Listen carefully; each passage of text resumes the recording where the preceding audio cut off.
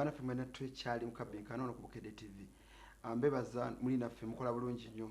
okusobola okuwuliza bye tugamba. Sserwanga Dorothy webale mpereza message ekwata ku message ku kiri kyenjokedde ekyamunnakyalo omuntu obwo obukulu nnyo ak'abantu emirandira begikuliddemu ne gisala ne gidda ku ludda olulala ebijja okusinga emisoto emingi.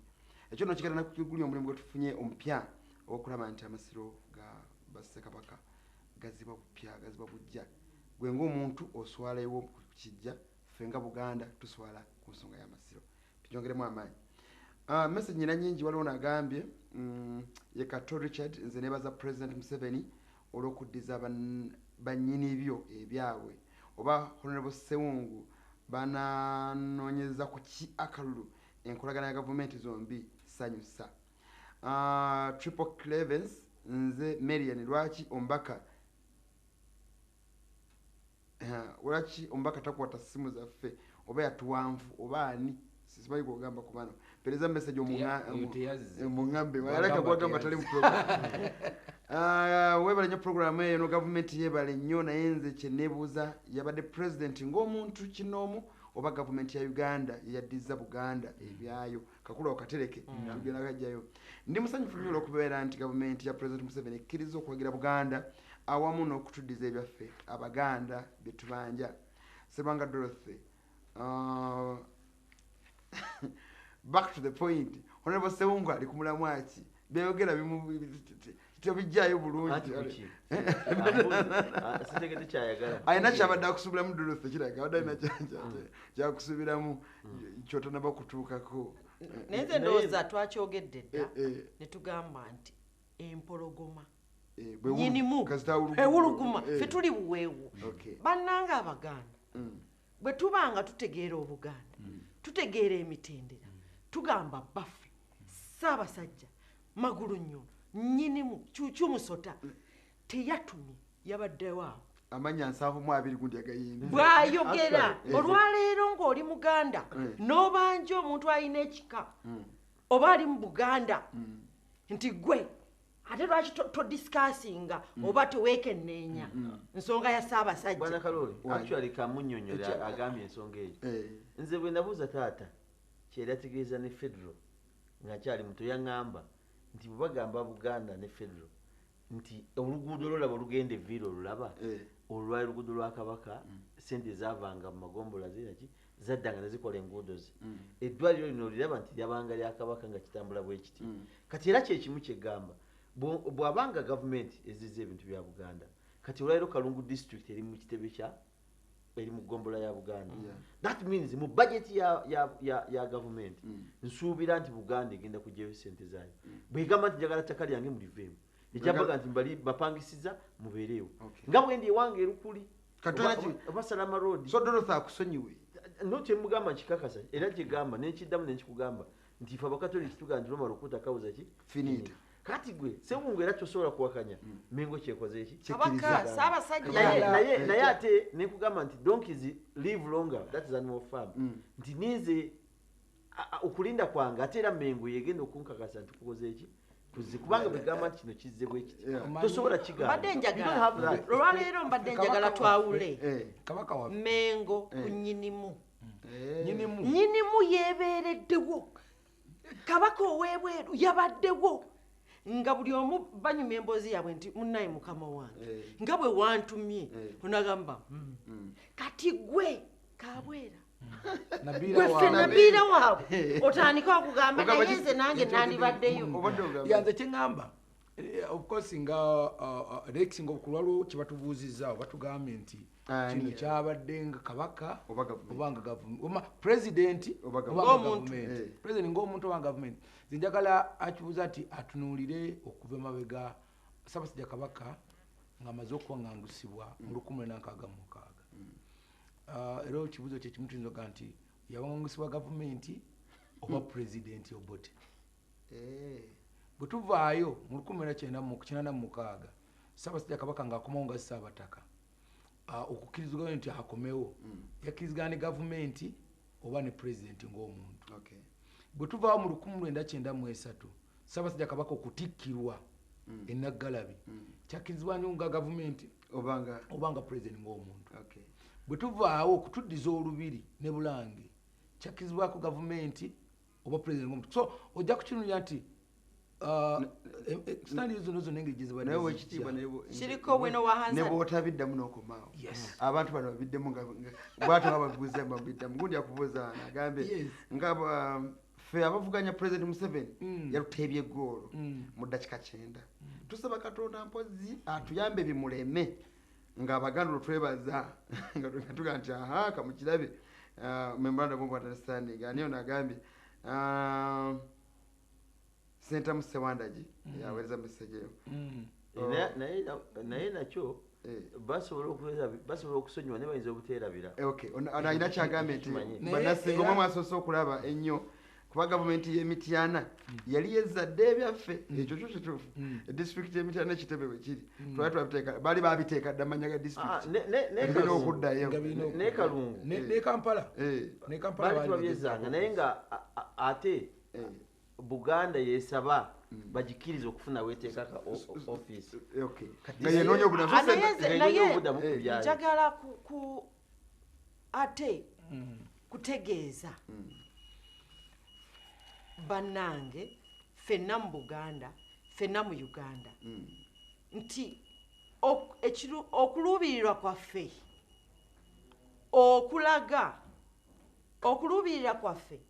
okulaga nti President Museveni awummule tukyakulinanga ab'ebibiina ate ekyo tubante kirina kakwate tugamba nti obuvunaanyizibwa obukulembera Uganda kyakozeeko kimala kano kalinganga ka bonasi era nze ngamba tetukigatta ogatta kinaki tetugatta mandwa naki kubanga bino bya bufuzi ffe tuyinza obutakigatta ye n'akigatta kale bantu bali basatu muyinza obutakigatta nga bamugambye naye n'agamba takigasse naye bano abali eka nze nkigatta olw'ensonga awo kati bwe tugenda okufunira ekizibu ngamba bwe nti omanyi mu politics ekigambo kye bayita okuwuliriza n'okuwulira kikulu nnyo era kyova olaba nti President Yoweri Museveni is a full-time politician. President Yoweri Museveni ekikulu mu politics kiringanga bw'obeera mupiira nti kati waliwo time ey'okuteeba goal time bwe baya kuteeba goal go and score because bino byonna bibaddewo naye time weetuuka nga yakuteeba goal please teeba kubanga bwobanga gwolina opportunity nga gwe omupiira gw'ogulina kubanga bwotateeba ekiseera bwe kiba kyakuteeba n'otateeba ono ssentebe waffe wa Buganda Caucus bw'agamba nti president alina okuteeba goal sajeti gyaliko yakuteeba goal ayabudde nti direyo nagye yakola yali anoonya goal wagiteebera that is very dangerous oba okiraba kye ngamba katubeere ng'abasula balowooza nti president Museveni takikoze deliberate to score goal inwardly bwa yakirina abeere nakyo naye kubanga nze nalinako omuwambe mugwe nabuuza muganda ye ettaka lya Ssaabasajja lino ngaalinaga nti no omugagga akola ki era ye bwaba n'ebintu owekiba Sewungu sikola abala ku TV kubanga mukulu Sewungu muyina lwe mwabula akapiira kammwe opposition ne muteeba goolo n'olaba president ne banne bano bakiwanda nga empale zibayulise nga wajugumidde kakati batuko bateebako omwagala baleke kwewanda nze njagala bagamba nti olwaleero ffe nga aba FDC tukyayina challenge gye tukola eri President Museveni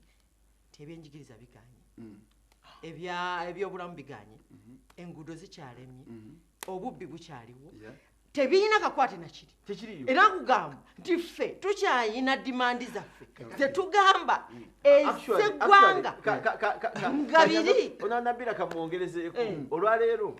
bw'ogenda mu Church of Uganda bw'ogenda mu busiraamu n'ogenda mu bukatoliki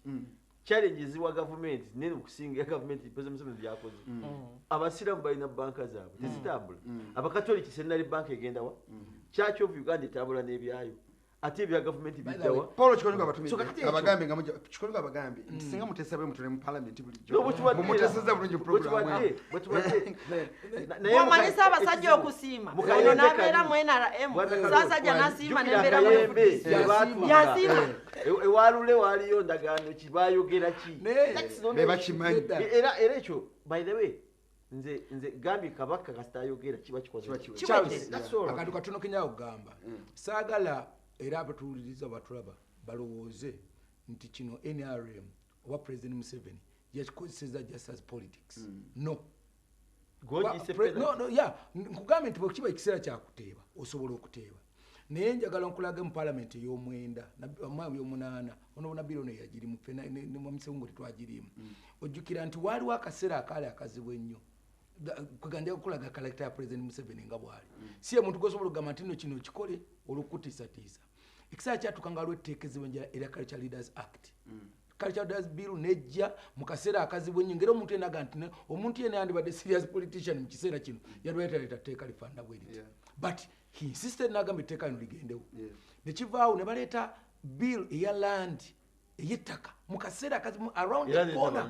akaseera akazibu ennyo najja ne tuvaawo ne waliwo akaseera akaliwo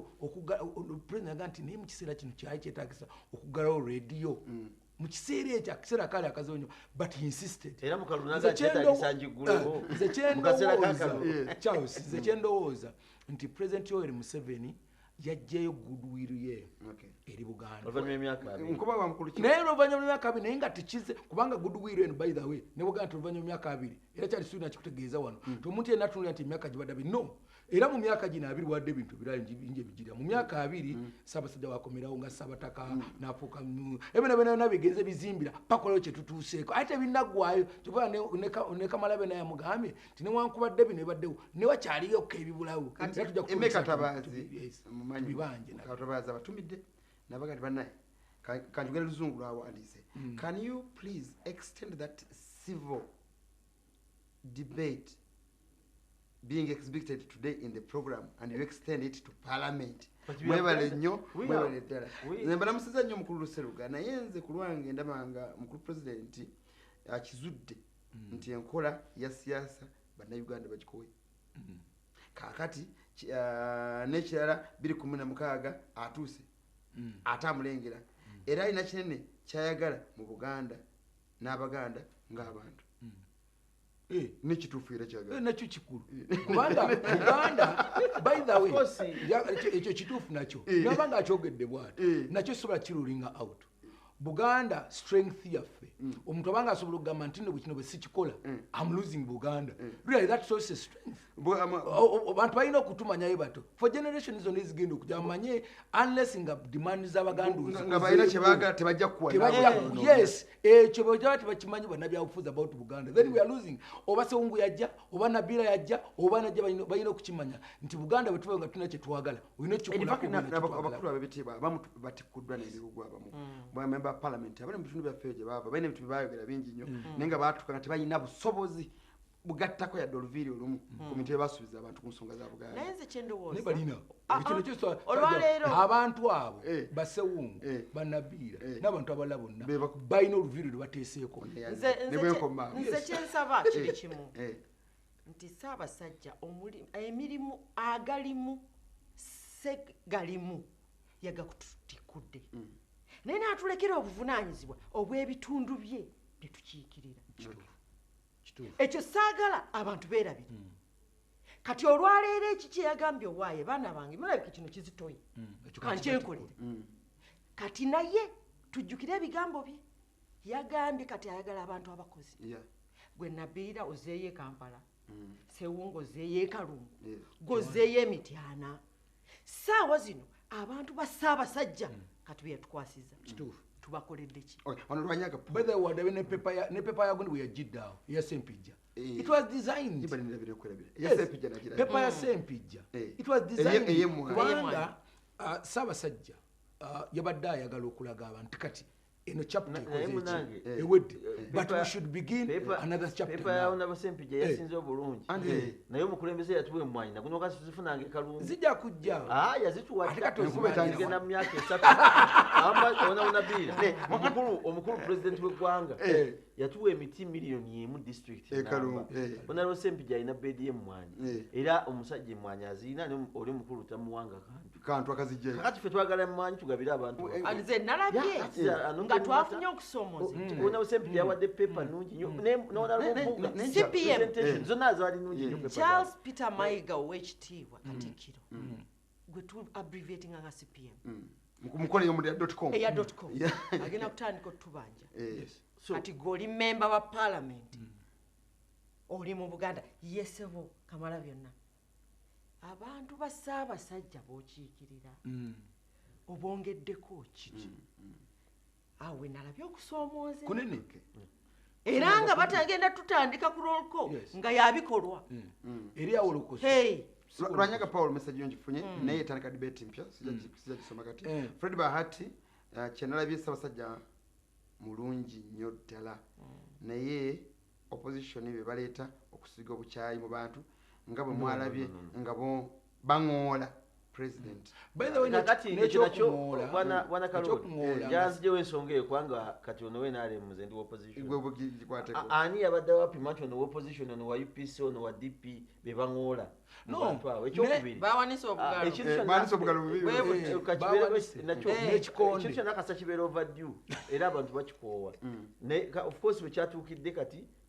tuli basanyufu kubanga ni Kabaka yakikugambye nti amaanyi siga mmundu naye era newankubadde mu Africa ekigambo omundu mu Africa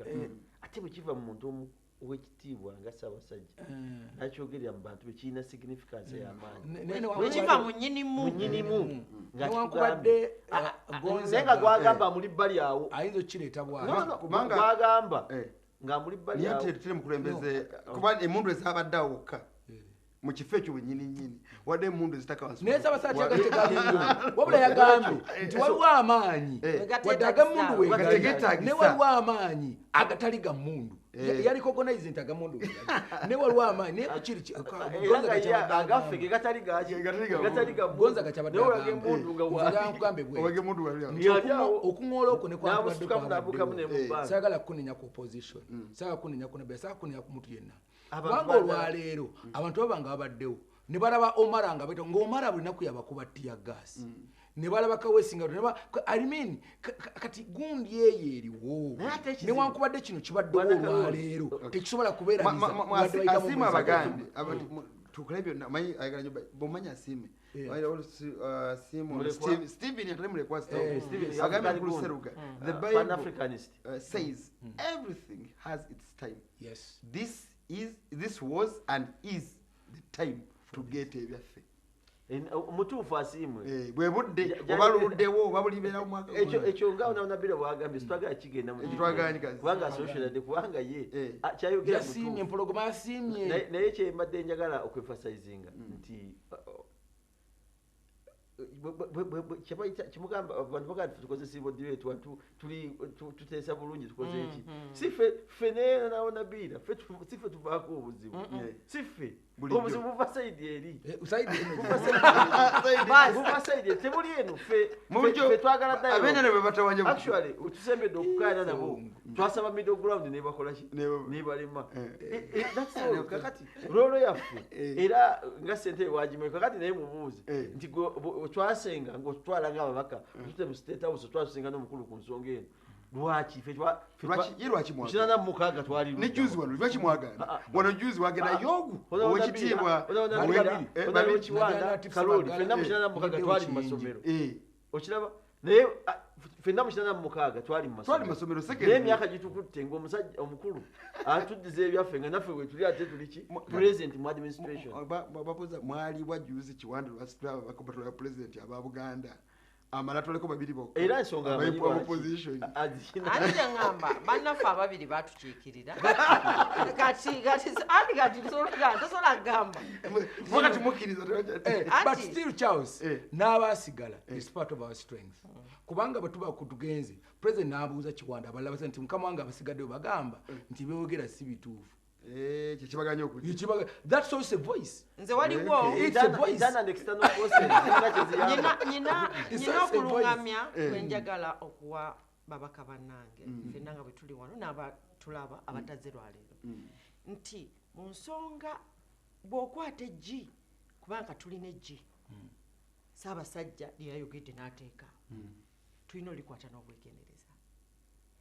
tetulikolerako kajjanja kuvuma kujerega kubanga ssaawa zino bigenda mu budget mu parliament eri bannaffe abatava mu Buganda naye nga balina okubaawo nga tuyisa budget ebintu bino bigendemu twandyagadde abamanyi yes parliament egenda kuyisa ssente kati omulimu gwaffe we guli naye nga si ku mulimu gwa kuwoggana na kubalaata katugende tulage kubanga bannaffe abava e Bugisu bannaffe abava mu Acholi abava mu Teeso tulina okuteesa mu lulimi Ssaabasajja lwe yatugambye ate mwalutegedde twalutegedde kakati ate era onabona bira lese ensonga nkulu nti nze ndi musajja muyivu ndi musomesa mutendeke experience is the best teacher kyagamba kituufu tugenda mu parliament ate tetwagala kufuna U-turn ng'eyitawa because by the way U-turn esinga okufa mu parliament teva kufe babaka eva ku president n'ababaka be n'abazze n'abagana naye kakati this is a fact abasomesa mbawadde ssente n'aganja ate siziina ate n'ayita abakulembeze abasomesa tizinayagala dubba wanyana bega kati mugenda okujja eno mukuba mugenda ate tukikubeko akalulu kati zino ensonga siza kuba fact eri nti ssente bwe ziri era commitment weeri Buganda eteeka okufuna ebintu byayo Buganda eyagala abaana bayo kusoma ebbanga lyemaze ng'esigalidde emabega we expect nti kati tutandika okwakivinga ekisoze kino nga Ssaabasajja yakiwadde blessing tugenda mu maaso malwaliro gaffe baana kusoma kweyagala tusale endongo kyenkutula nakyo kiri kimu nti nno ekitiibwa kya Buganda kye tuyimbako bulijjo kiri mu maanyi gaffe ago ag'okukola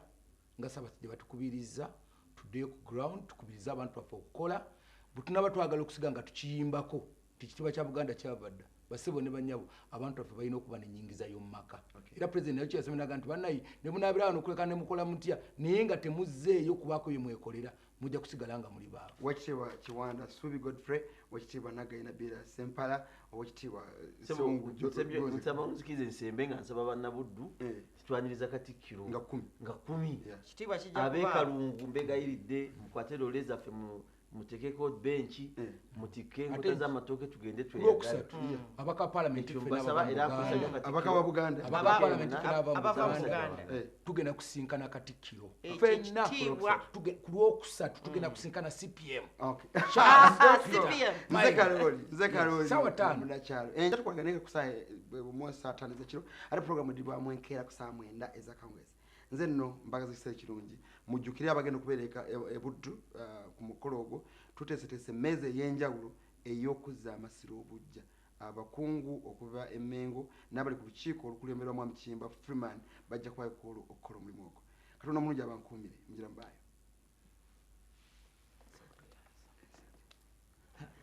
abantu batusinga tukoze ekyo